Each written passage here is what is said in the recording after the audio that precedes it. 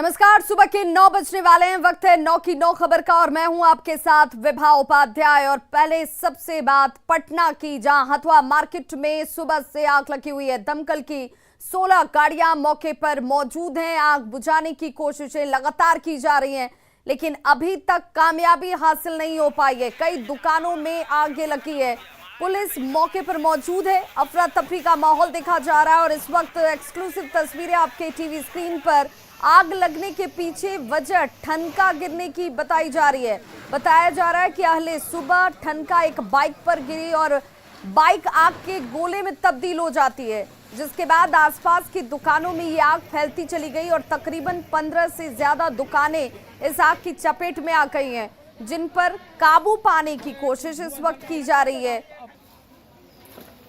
16 गाड़ियां दमकल की इस वक्त मौके पर मौजूद हैं, जो आग बुझाने की कोशिशों में लगातार लगी हुई हैं। ये तस्वीरें आपके सामने, और देखिए किस तरीके से आग ने एक एक करके आसपास की 15 दुकानों को अपनी चपेट में ले लिया।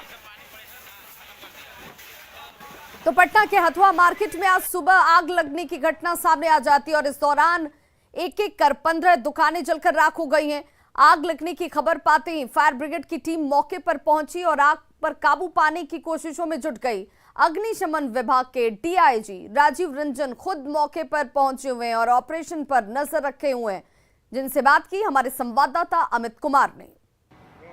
हथुआ मार्केट में आग लगी है। आग में भारी नुकसान दुकानदारों को हुआ है। यहाँ पे दुकानदार जो हैं वो बैठे हुए हैं, मरम्मत हैं, बड़ी नुकसान है, क्षति काफ़ी है। तो यहाँ पे जो दुकानदार हैं उनके अध्यक्ष हैं, उनसे हम बात करते हैं। मुकेश जी, कितनी की क्षति हुई है और कब आग लगी, क्या कारण बताइए? करीब 3:30 बजे के करीब जो है, जो बिजली का वो ठनका गिरा है ना, एक वहाँ मोटरसाइकिल खड़ी थी, उसी मोटरसाइकिल के ऊपर गिरा है और वो पूरा जल के राख हो गया। उसी से ब्लास्ट हुआ है और ब्लास्ट होने के बाद बोर्ड में आग पकड़ लिया। बोर्ड में आग पकड़ने के बाद कंट्रोल नहीं हुआ।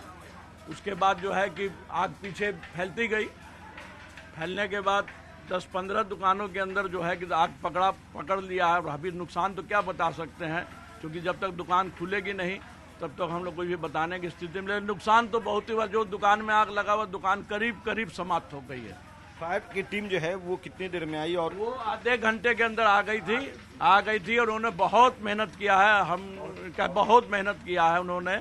अगर वो नहीं आती तो ये मार्केट शायद आज बच नहीं पाता। बिल्कुल, देखिए यहाँ पे ये दुकानदार संघ के अध्यक्ष हैं मुकेश जैन, और ये सीधे तौर पे बता रहे हैं कि जो आग लगी वो ठनका गिरने की वजह से, आकाशीय बिजली जो गिरी थी उस कारण से यहाँ पे एक मोटरसाइकिल जो खड़ी थी उसमें आग लगा और उसके कारण से जो साइन बोर्ड होता है वहाँ आग पहुँचा और फिर उस आग ने विकराल रूप ले लिया और विकराल रूप लेकर के लगभग 16 दुकानों को एक तरह से चपेट में लिया और अब आग पे काबू पाने की जद्दोजहद चल रही है। कितना नुकसान हुआ इसका आकलन अभी दुकानदार नहीं किए हैं, कहना है कि जल्द ही आकलन करेंगे।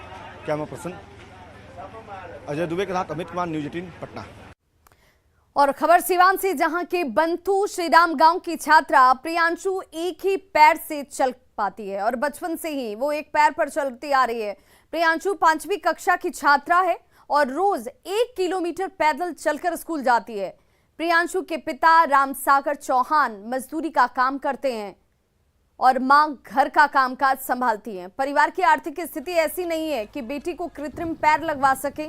प्रियांशु पढ़ लिख कर कुछ करना चाहती है, बनना चाहती है, लेकिन बिना सरकारी मदद के उसके सपने साकार नहीं हो सकते हैं। दिव्यांग बच्ची सरकार से कृत्रिम पैर लगाने की गुहार लगा रही है ताकि उसकी जिंदगी भी संवर सके, उसका जिंदगी का सफर आसान बन सके। बचपन से है। कहाँ पढ़ती हो तुम? आर.के. Model public school. वहाँ पैसा लगता है? उतना नहीं। कितने क्लास में पढ़ती हो? 5 क्लास में। 5 क्लास में। बचपन से ऐसे ही है? हाँ। कभी सरकार से तुम्हारे मम्मी पापा मांग किया है पैर के लिए? हाँ। मांग किए हैं, मिला है? नहीं मिला है अब तक। मैंने कुछ कोई सुविधा नहीं मिला है? नहीं मिला है। आगे क्या सरकार से मांग करोगी? पैर का मांग करोगी। नाम बताओ अपना। प्रियांशु कुमारी। पिता का नाम? प्रेमसागर चौहान। माता का नाम? रीना देवी। पापा क्या करते हैं? काम करते हैं। मजदूरी काम करते हैं। तो ये वो बच्ची है जो एक पैरों से ही अपनी जिंदगी को संवारने के लिए अपने स्तर से, अपनी क्षमता से हर वो कोशिश कर रही है जिससे ये खुद कुछ बन सके, अपनी जिंदगी को एक नया आयाम दे सके। हमारे सहयोगी मृत्युंजय हमारे साथ इस वक्त लाइव जुड़ गए हैं फोन पर। मृत्युंजय, इस बच्ची ने अपनी तरफ से हर संभव कोशिश की है ताकि ये स्कूल जा सके, पढ़ सके, कुछ बन सके, लेकिन क्या किसी सरकारी संस्था की तरफ से, सरकार के किसी नुमाइंदे ने कोशिश नहीं की कि इस बच्ची को कृत्रिम पैर लगाया जा सके? जी देखिए, प्रियांशु की अगर बात कीजिए, इसको पढ़ने की जज्बा है और हर वो काम करती है जो एक सामान्य लड़की करती है। वो अपने हौसला अफजाई कर रही है और खासकर इसको ये खुद इसको कहना है कि मुझे डॉक्टर बनना है, इसके लिए मैं पढ़ता रहूंगा। लेकिन अगर बात की जाए सरकारी मदद की या स्थानीय जो स्थानीय जनप्रतिनिधि उसकी मदद से, तो अभी तो कृत्रिम पैर इसको नहीं लग पाया है, न ही व्हील चेयर मिल पाया है। तो एक बड़ी देखा जा रहा है कि कहीं न कहीं इसके जज्बे अगर इसको प्रोवाइड किया जाए तो आगे पढ़ सकती है, बन सकती है। जो फिलहाल जो सरकारी सहायता होनी चाहिए इसे नहीं मिला है। जो लगता है माँ बाप ने कोशिश की क्या किसी विधायक से, स्थानीय सांसद से, किसी से मिलकर इस बच्ची को मदद पहुंचाने की? क्योंकि देखिए ये जीरादेई प्रखंड का मामला है, तो इन्होंने अपने स्तर से काफी प्रयास किया, लेकिन अभी तक जो सरकारी मदद मिलनी चाहिए वो नहीं मिल पाई है। जैसे कि लड़की की मम्मी से हमारी बात हुआ, उनका कहना था कि पहले ये सरकारी स्कूल में पैदल जाया करती थी और अब चूंकि से इंग्लिश इसकी मम्मी का कहना है, बच्चे आप बने रहिए हमारे साथ। इस वक्त खुद प्रियांशु की माँ रीना देवी जुड़ चुकी हैं। रीना देवी जी, मैं आपसे जानना चाहूंगी, बच्ची तो अपने हौसले से इस रास्ते को तय कर ही रही है, आगे बढ़ ही रही है, लेकिन आपके असर से आपने कभी किसी जनप्रतिनिधि से गुहार लगाई, सरकारी विभाग के अधिकारियों तक आप पहुंची? जी प्रणाम मैम। जी जी, मैं तो बहुत साबा लगा है विकलांग के सिवा ने भी गांधी मैदान में जी गई है का पैर और नापा हुआ, लेकिन आज तक कुछ नहीं मिला था। कहा क्या उन लोगों ने? तो ऐसा पता है, इसका दादाजी ने तो नहीं लेकर गई थी, मैं नहीं नबी प्रियांशु कर रही थी, प्रियांशु को बात कर रही थी, पहले हुआ है। उस बातचीत से आज 2022 इस जून के महीने तक कितना वक्त हो गया होगा? ये तो 11 साल उसका चल रहा है।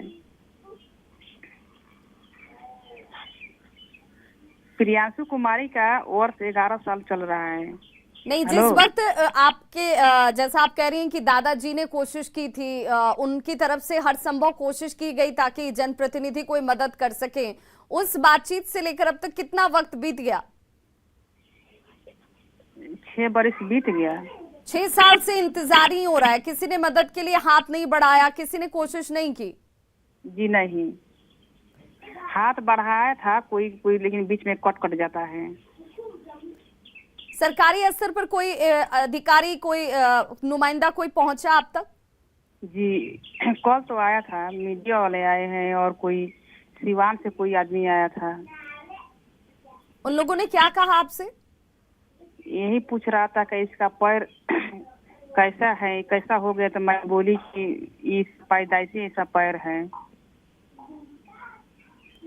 बिल्कुल रीना देवी जी, चूंकि अगर ग्रामीण स्तर की बात करें तो मुखिया जो होते हैं उन्हें पता होता है कि हमारे गांव में कितने ऐसे बच्चे हैं जिन लोगों को सरकारी योजनाओं का लाभ मिलना चाहिए। क्या मुखिया तक आपकी पहुंच हुई, आप गई, उनसे बातचीत हुई या वो आप तक पहुंचे? जी, इस प्रियांशु को दादी जी हैं तो मुखिया के भी पास गई, इसके एथी के लिए, पेंशन के लिए, इसको कुछ पेंशन चालू कर दीजिए, इसका ये मिलना चाहिए, लेकिन कुछ नहीं हुआ है। बिल्कुल रीना देवी जी, आप हमारे साथ बने रहिए। इस वक्त हमारे साथ हिमांशु पांडे जो कि निदेशक हैं सामाजिक सुरक्षा से जुड़े हुए, हमारे साथ जुड़ चुके हैं। हिमांशु पांडे जी, सामाजिक सुरक्षा एक बड़ी भूमिका, एक बड़ी जिम्मेदारी आपके ऊपर भी होती है, और तब जब बच्ची के अंदर पढ़ने का जज्बा है, बच्ची पढ़ना चाहती है और खुद अपने स्तर से हर संभव कोशिश कर रही है, लेकिन जो जिम्मेदारी प्रतिनिधियों को निभानी चाहिए, डीएम से लेकर मुखिया तक के जिम्मेदार पदों पर बैठे लोगों को निभानी चाहिए, आखिर कहाँ ये कमी रह जा रही है? नहीं कमी देखिए हमारे संज्ञान में जैसे ये चीज पता चली हम प्रशासन को, तो सर के स्तर से तुरंत निर्देश हुआ है और आज इनके लिए पेंशन और ट्राईसाइकिल और जो भी सुविधाएं भविष्य में इनके पढ़ाई के लिए जो जरूरत हो सकती हैं, ये निर्देश हमें मिला है कि हम उसको जल्द से जल्द इनको पूरा करें। और आज 12-1 बजे तक हमारी पूरी कोशिश है। कल हमारी बात भी हुई थी इनसे प्रियांशी की माता जी से जी। तो हाँ, जैसे हमें इस चीज की जानकारी मिली, हमने तुरंत इस पे जो हमें जरूरत हो सकती थी उस बच्ची के लिए, उसके अच्छे भविष्य के लिए, हम उसके लिए अग्रसर हैं, उसके लिए कार्रवाई कर भी रहे हैं। बिल्कुल हिमांशु जी, चूंकि हमारे साथ प्रियांशु की माँ भी है रीना देवी। रीना देवी जी, आप सुन रही होंगी, हिमांशु पांडे जी, इन्हीं के साथ आपकी मुलाकात भी हुई है, तो इनका सीधे तौर पर कहना है कि हर संभव मदद की जाएगी। किस तरह की मदद होगी हिमांशु पांडे जी, एक बार फिर से रीना देवी जी को जरा बता दें, क्योंकि बहुत बार ऐसा होता है कि माता पिता ये समझ नहीं पाते हैं कि किस तरह की मदद उन्हें मिलने जा रही है। जी, कल लीला देवी से प्रियांशी की माता जी से हमारी बात भी हुई थी, तो मैंने इनको बताया भी था जिले में आने को बच्ची के लिए अभी फिलहाल हम ट्राईसाइकिल और उसके पेंशन के लिए हम लोग प्रयास हैं और कोशिश करेंगे कि आज ही के आज इनकी ट्राईसाइकिल भी इनको दे दी जाए बच्ची को, ताकि इसको स्कूल जाने में सहूलियत हो और उन परेशानियों का सामना ना करना पड़े।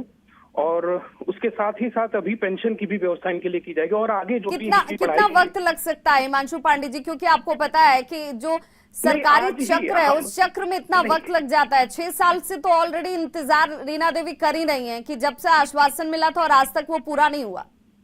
नहीं, देखिए जानकारी इसके बारे में थी नहीं, ऐसे बहुत सारे पेंशनर इसके लिए अभी सिवान जिले में हम कैंप भी लगा रहे हैं कि ऐसे बच्चे हों या ऐसे जो भी जरूरतमंद हो, ये इस प्रोसेस को चल रहा है।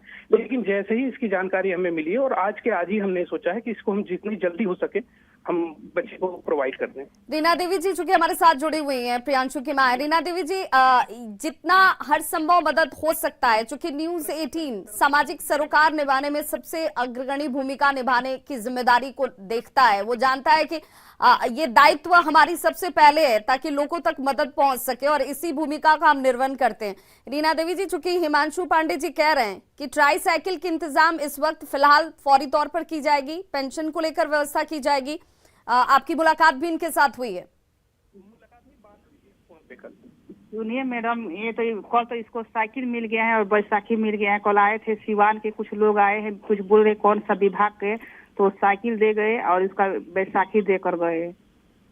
अब आपको उम्मीद तो जगी है ना कि मदद के हाथ बढ़ रहे हैं, प्रियांशु को अब जल्द कृत्रिम पैर भी लग जाए, इसकी भी कोशिश की जा रही है।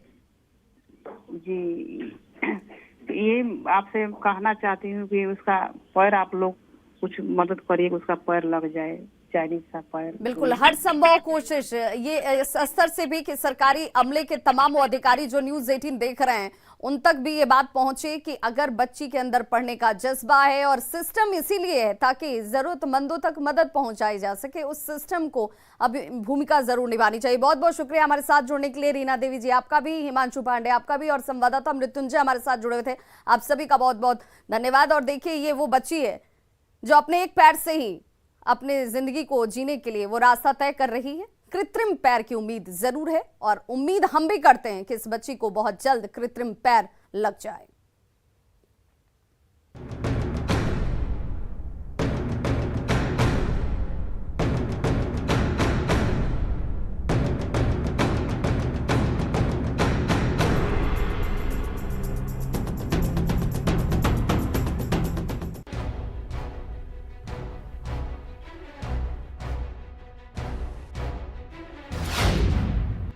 नेपाल में बारिश, बिहार में आफत।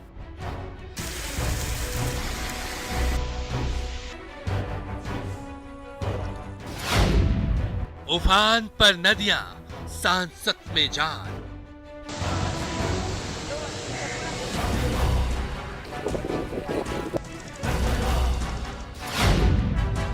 नदियों का रौद्र रूप, खौफ में लोग।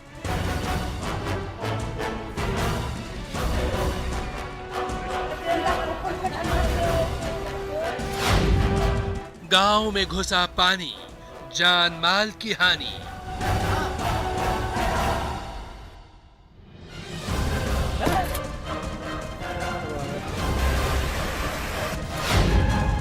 आसमानी आफत, प्रशासन अलर्ट।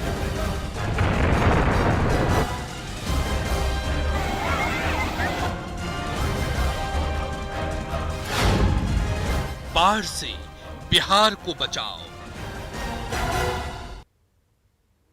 तो बिल्कुल उफान पर नदियां हैं और आफत में जान है। अररिया में नूना नदी उफान पर है और नूना नदी ने अपनी धारा बदल दी है। सिकटी के घोड़ा चौक के पास देखिए किस तेजी से ये नूना नदी जो है वो कटाव कर रही है। पहाड़िया पंचायत घोड़ा चौक से सिंघिया जाने वाली सड़क ध्वस्त हो चुकी है।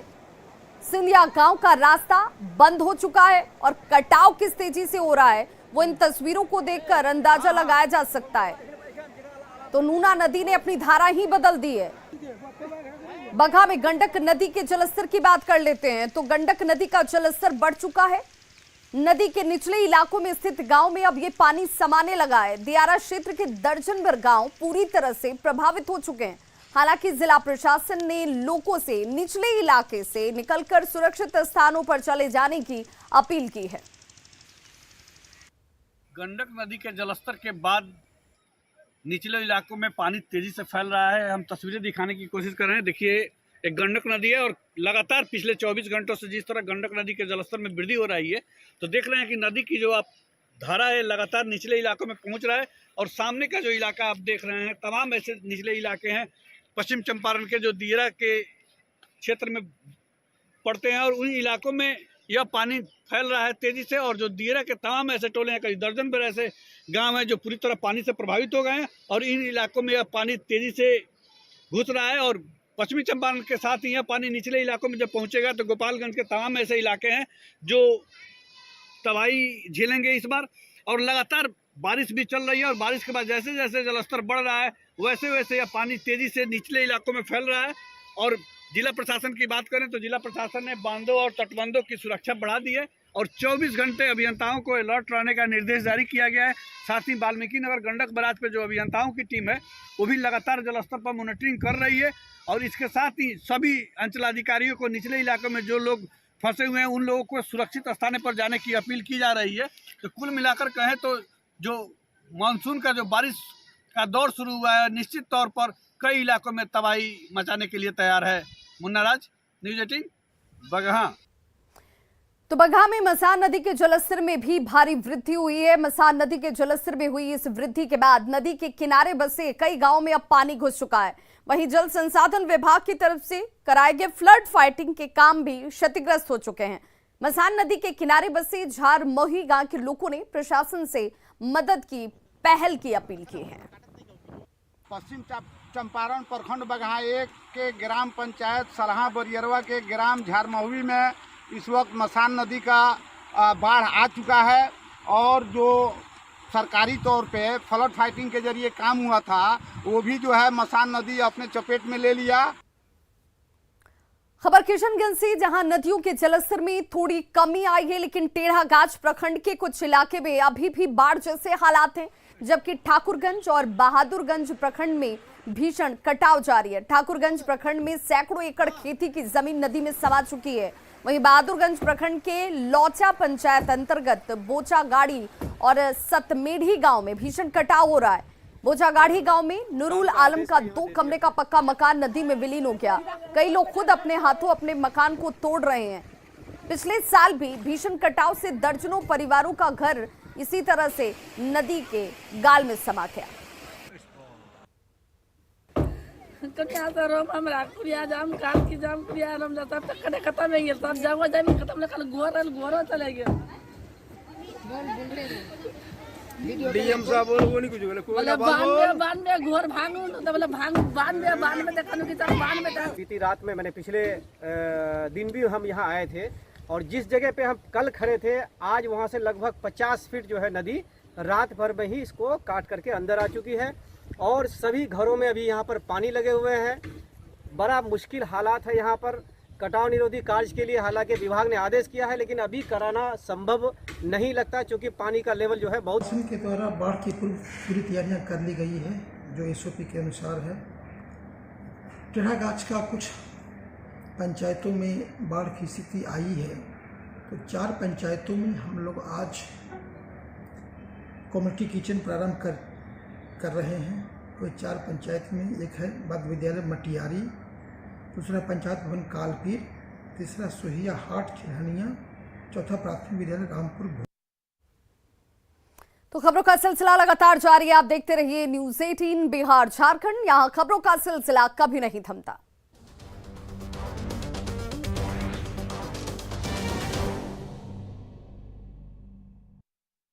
भड़कंप मच